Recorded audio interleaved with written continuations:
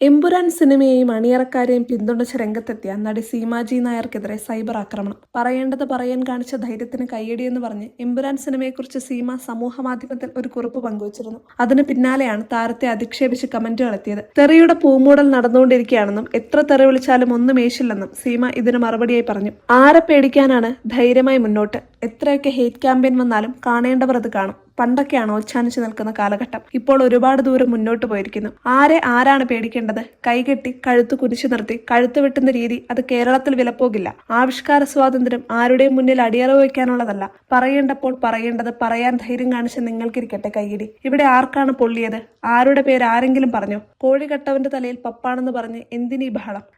സിനിമയായി മുന്നോട്ട് പോകട്ടെ. ഇതിനിടയിൽ തമ്മിലടുപ്പിക്കാൻ വെമ്പൽ കൊള്ളുന്നവർ വളരെയേറെ. സിനിമയില്ലേൽ സീരിയൽ, അതില്ലേൽ നാടകം, ഇനി അതുമില്ലേൽ ഒരു തട്ടുകട തുടങ്ങും. അതും അതിജീവിക്കാൻ. സിനിമാ നടിയായ സപ്രപഞ്ചക്കട്ടിലിരുന്ന് ഊഞ്ഞാലാടിക്കോളാം എന്ന് ആർക്കും വാക്കുകൊടുത്തിട്ടില്ല എന്നും സീമാജി നായർ കുറിച്ചു.